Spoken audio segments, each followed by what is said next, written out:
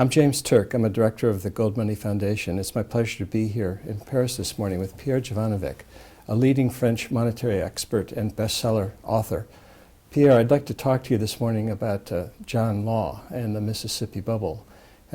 John Law came to Paris in the early 1700s from Scotland, and he convinced the French people they use paper money instead of gold and silver. I'd like to discuss the implications of what happened from that experiment.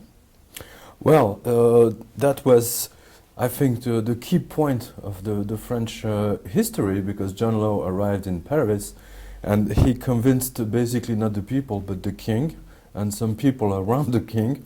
They were out of money. They just ran out of money. They had if I remember well, 3 billion of livres in deficit. So they needed some money, and John Law convinced the king that there is a new form of getting money, is to issue paper money.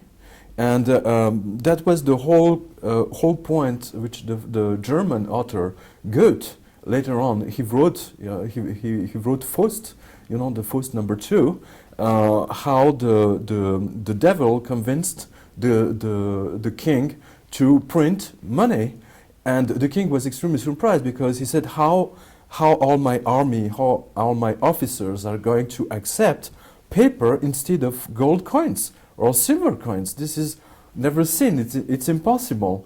And the parallel between John Law and the devil, made by Goethe, is extremely interesting, because he studied the story between the two, and this is how the cupidity of the king and also the financial situation of France, which was desperate, because of all the expedition in what will be the United States and in other country, and wars from Louis XIV, and this was, the financial state was extremely difficult. So they decided to go on, and they give like a gift to John Law. They gave him the authorization to have the lands of the Mississippi in United States, but that was something on top, if I may say. And this is how it started. It's again the stupidity and the cupidity of people running out of money, and how to create money out of thin air. So in effect, what John Law was doing was issuing paper on the promises of riches that would eventually be brought back to France from the Mississippi territories that France controlled at that time. Well, that was on top of it. Mississippi was the John Law owned company, and so he convinced then the people, the French people, to buy the actions, the shares, of his company. But in the meantime, the French Ministry of Finance, of Royal Finance, they were just printing money somehow along with the shares of the Mississippi, and this is how everybody thought they're going to be rich. It was like an internet bubble of the tulip bubble. It was exactly the same thing, and people became totally nuts. And the key point was that John Law convinced the king to forbid the French people to use gold and to use silver, and specifically for the priests. All the priests and all the high-level ecclesiastic people from in Paris. He even threw one prelate from the Vatican in jail, because he used gold to pay some bills. It was absolutely a total new situation for everybody to see. So gold and silver are always the enemy of paper money. Yeah, of course. That was actually. It was not the first time, but that was the first time that they throw in jail some very high level, like cardinals or whatever, who was paying some people with gold coins, because it was forbidden at one point to use. And John Law edicted the law, if I may say, which was validated by the king. Yes. It's weird. I mean, if you think about it, how a king can fall under the charm, if I may say, under John Law. And this is, again, we should see this parallel between the Faustian contract written by Goethe about the same story. I think there's a flaw in human nature that we're always thinking that there's a free lunch in this world. And a free lunch comes one way from printing money, but in reality, there is no free lunch, and printing money ultimately leads to a financial or monetary crisis, which is what happened with the Mississippi bubble. Yeah. It ultimately, the stocks, the shares of the Mississippi Company rose, they eventually collapsed. What were the consequences of that collapse? The consequences were tremendous. First of all, the French people never believed too much in paper. They thought it was nonsense, you know, to accept paper instead of physical gold or silver. And then it was there was a kind of mini revolution started. There was the company, the Mississippi Company, was Rue Quincampoix in Paris, and there were like thousands of people, you know, coming and striking just in front. So they wanted their money back, and there were like I think if I remember well, it was a bank run. Yeah, it was a bank run. Yeah. So everybody, and the bank run started with the people who were very well informed. It started with the people around the king, of course, and then progressively, like it took like 3 or 4 days, you know, to go down. The information went down to the people. So what they were doing is they were trying to take this paper, which is based nothing but promises, to redeem them for actual physical gold and physical silver, because the tangible asset ultimately has value, and paper is only based on someone's promise. And they were fearful that those promises were worth nothing, and in fact they were worth nothing. They were worth nothing because they never went really in Mississippi, you know, to see if there were gold mines as promised. Because don't forget, you know, in the beginning they said that the Mississippi was the promised land, if I may say that in English. So it was filled like in some biblical city, you know, or filled with gold mines and silver mines and apples in gold on trees, you know, something like this.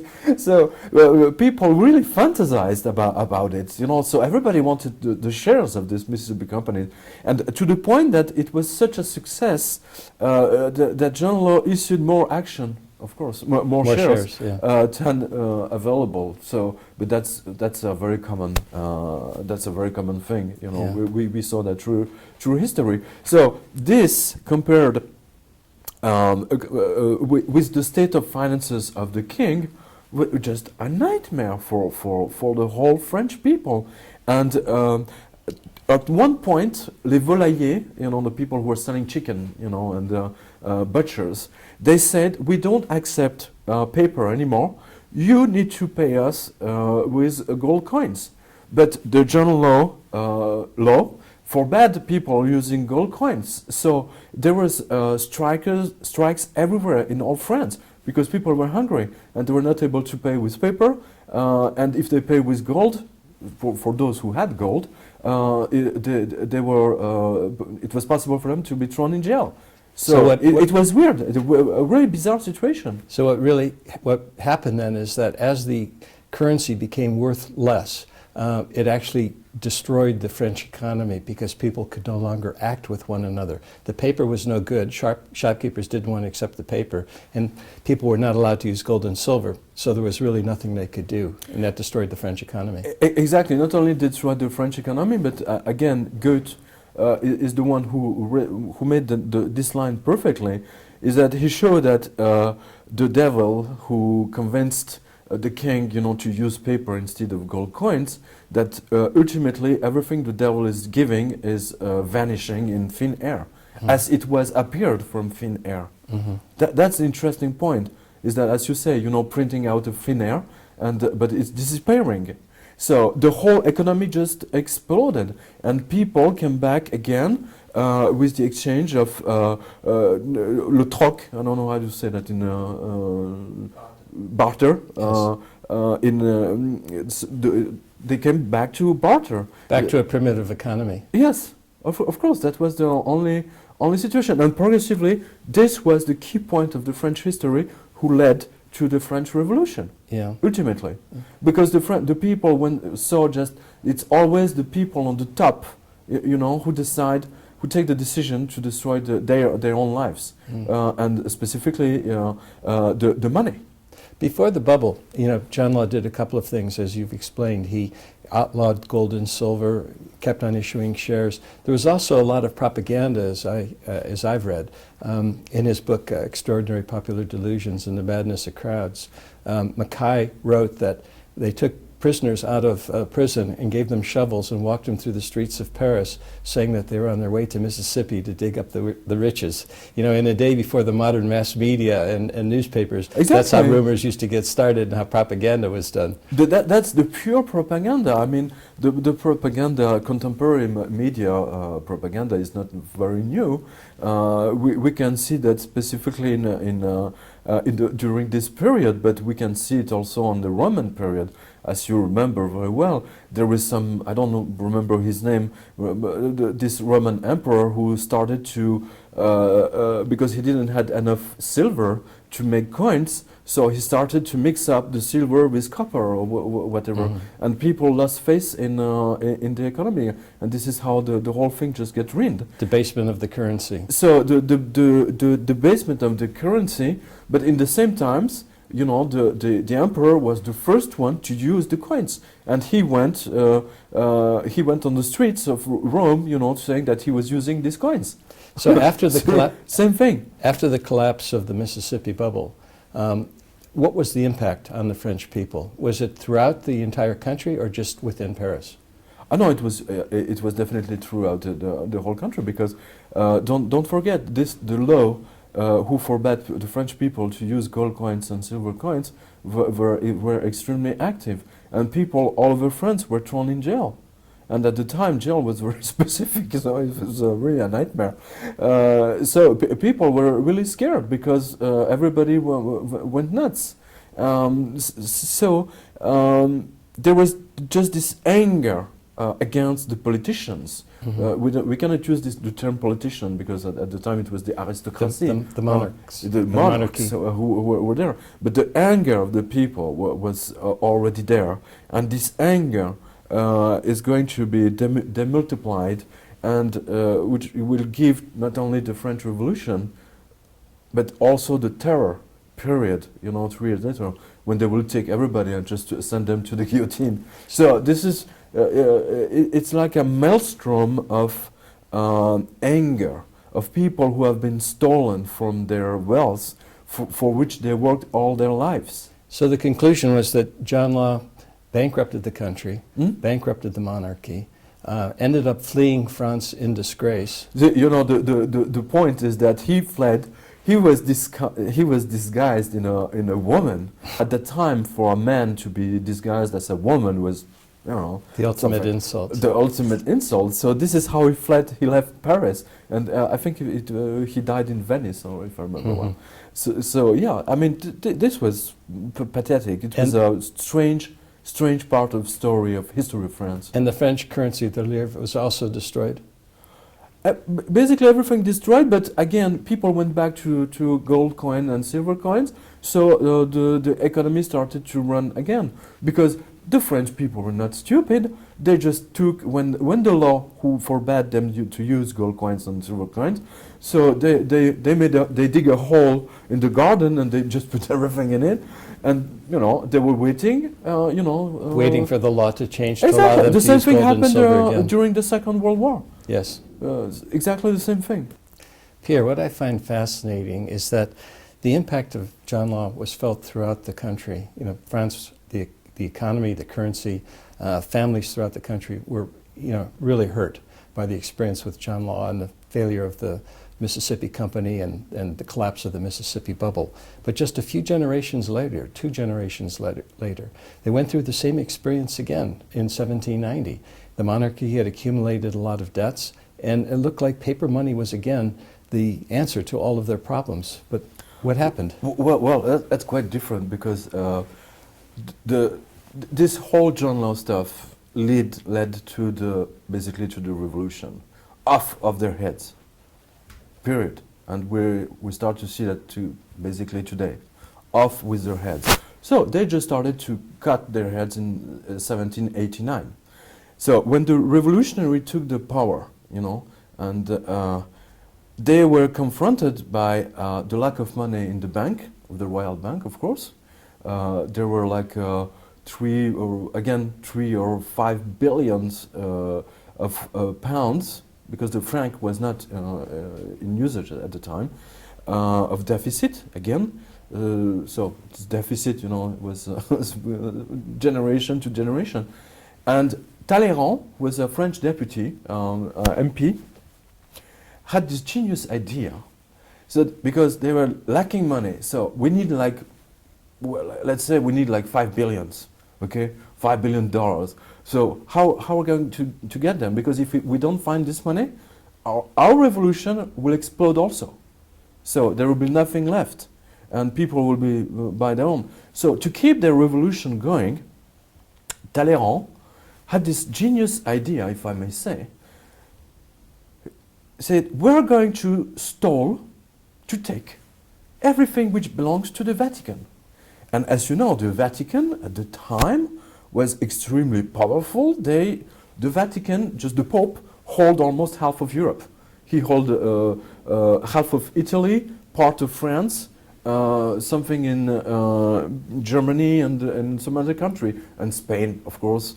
So the Vatican was extremely powerful. They hold part of south of France, Le Vaucluse, for instance. And the French Revolution said, okay, God is dead. So this is, they said, okay, God is dead, therefore we don't believe in the Pope anymore, okay? So the Pope should go to hell. So we're going to take everything which belongs to the Vatican in France, and this is the idea. The assignat, which is going to lead to assignat, which is the French, the English word to ascribe.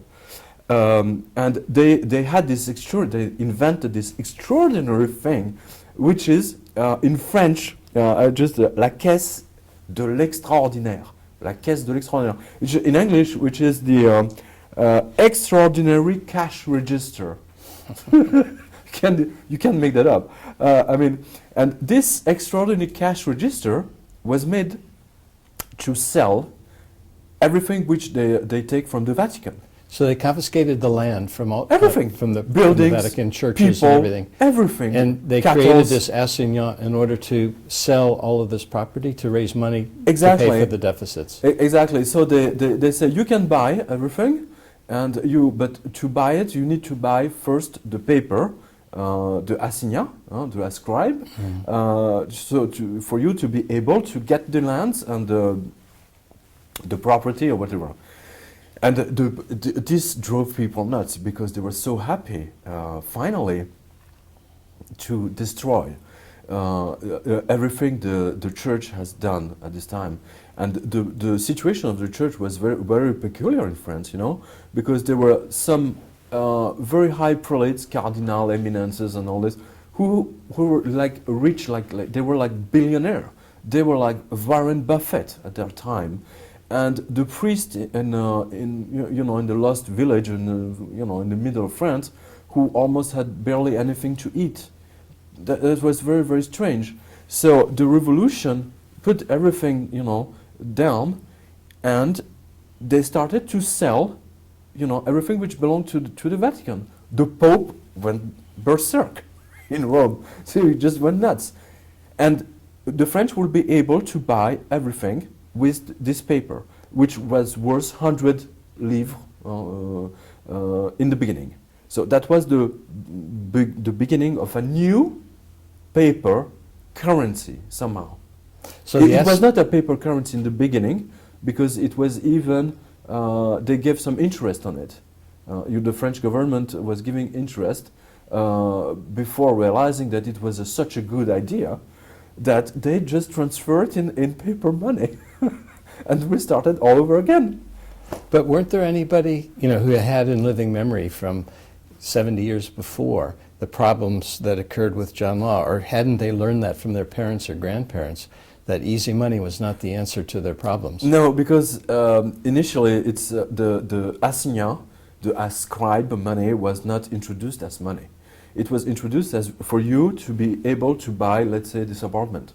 which belonged to the Cardinal of Lille, you know, I see. and you buy it for nothing. So people Basically, were, if it was worth like let's say $10 million, you were able to buy it for two. I see. That was the whole point. So everybody just rushed to get this paper, assignats, because they were able to get to buy the lands for nothing. But then the So assignat again, started. it's a free lunch. Yeah, I understood. The assignat then started circulating as currency. Yes. And that's where the problems really became complicated.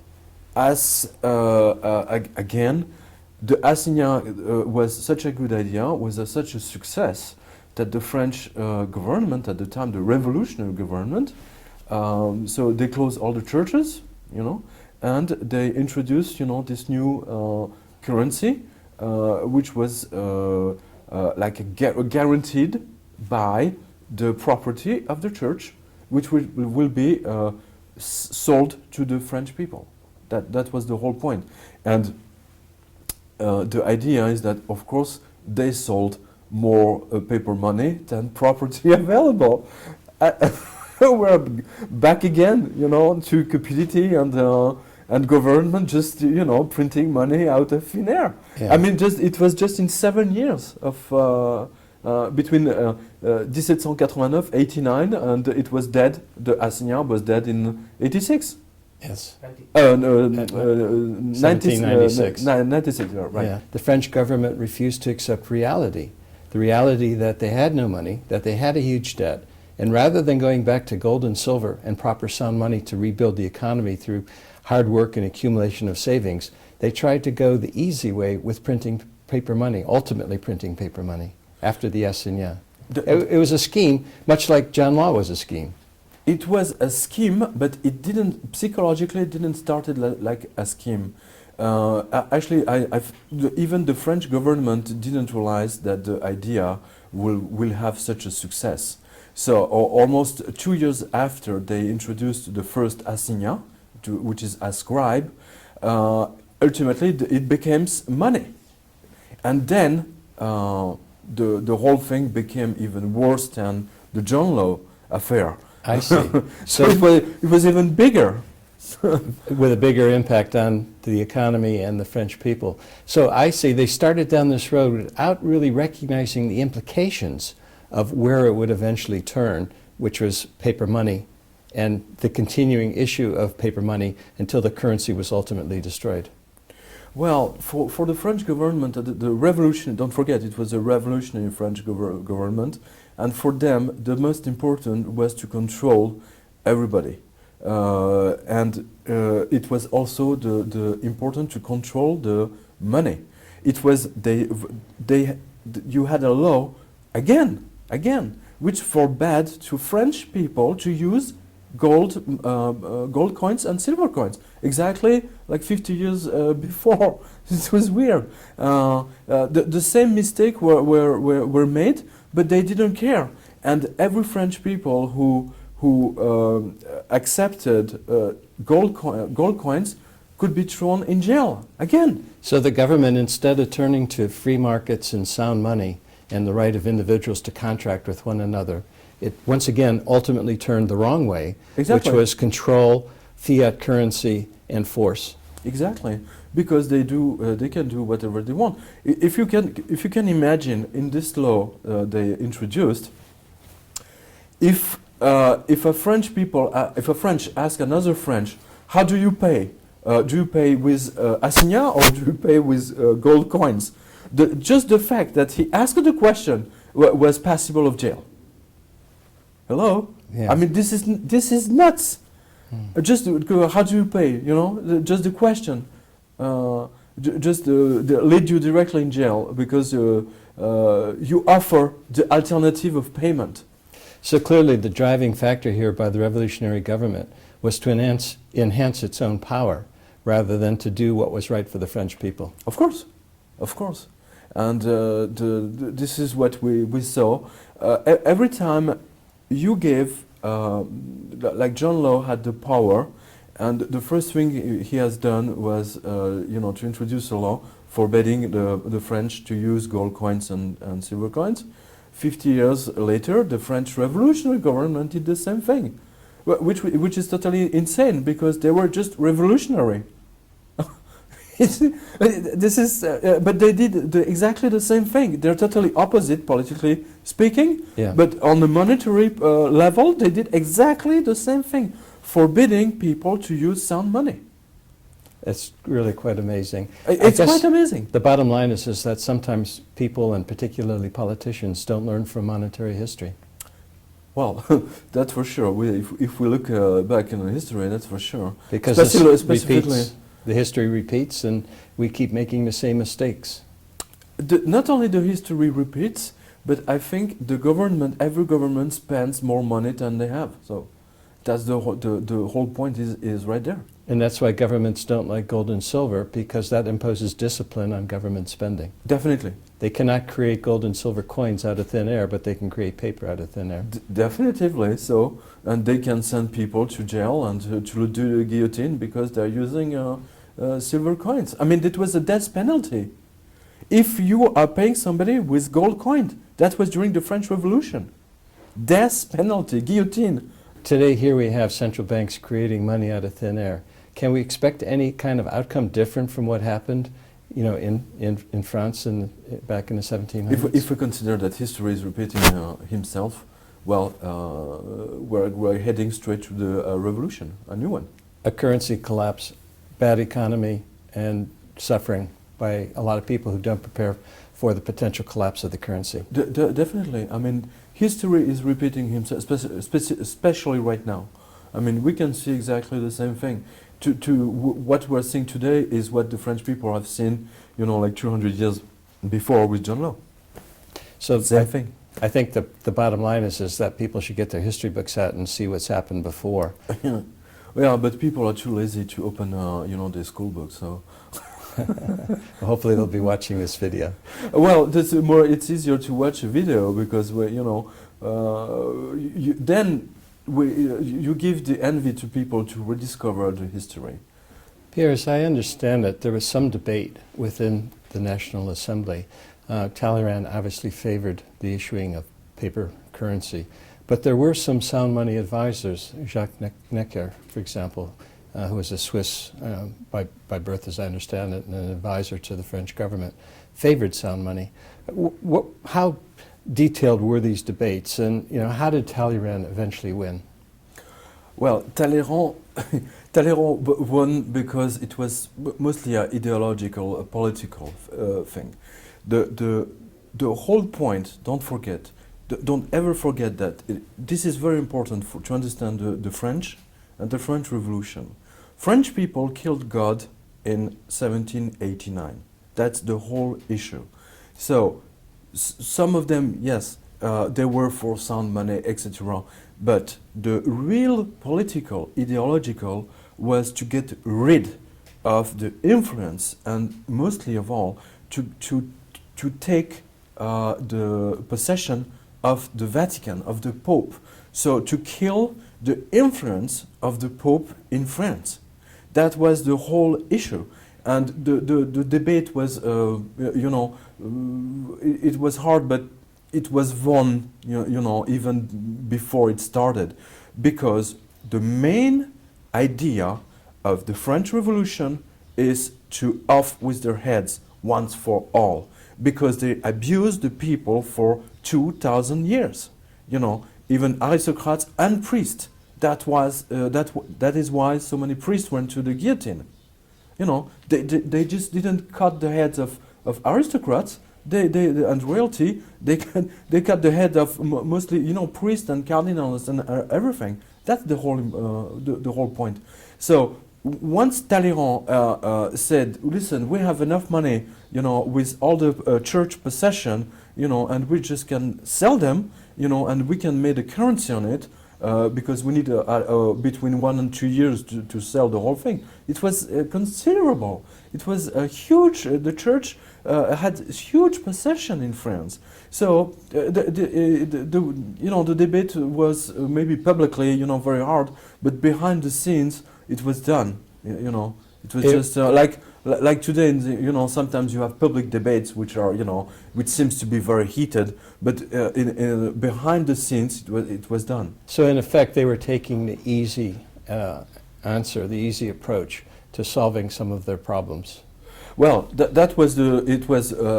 say in French, d'une pierre deux coups. You do two things at once.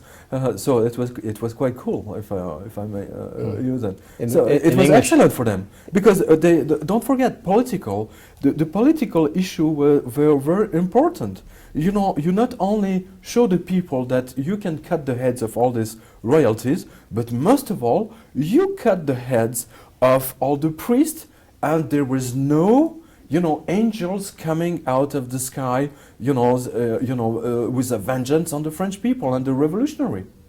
That was the whole point, is to show that the divine vengeance was not there. Mm-hmm. So Talleyrand won the debates, but didn't he also promise that the amount of currency that ultimately would be issued would be limited? Oh, of course. That was the whole point. It was limited to the value of the church possessions. And that, in effect, sort of made the arguments by Necker and his contemporaries, his advocates, seem less important, because there was only going to be so much paper put into circulation. Well, initially, don't forget the assignats were for 1 year, 1 year and a half, the French government was giving interest on it, and it was limited. So that's why it was a tremendous success. Okay. And then the French government was lacking of money, and so it was such a success that they transformed the assignat in currency. Mm-hmm. And at that point, for 7 years, it went for £100, or let's say $100. The paper. Yes. It went to in 7 years. It went to 0.50 cents. Yes. And just in 7 years. So they broke their promise. Instead of limiting the amount of circulation, they went to increasing amounts of circulation. So maybe after the first year they did another one, and then after 6 months. Exactly. So and at the exactly end, like the Mississippi, like the John Law stuff. It was exactly the same thing. So they just, it's always very easy for government just to use the printer and to print money. Yeah. So by the end of the, near the end of the currency, Clavière was basically printing every week, every day. Yes. So they were printing, and they come to this famous day on Place Vendôme to stop the whole thing, because the people were bankrupt again. So they took all the machines and they just burned them in front of the public, Place Vendôme. Mm-hmm. And there is the directoire they say we will go back to a new money. We're going to use it was not the French franc immediately. It was le mandat national, which was a new form and which lasted just 1 year. Yes. Just 1 year, because paper cannot be used. You cannot use paper as money. Where did the law of the maximum come in? Did it come in just before the collapse, as the collapse of the assignat, as it was depreciating? It was exactly with John Law, if I remember well. I'm not pretty sure about that, but I think it was 1 year after it started to be a currency, because people tended to not trust.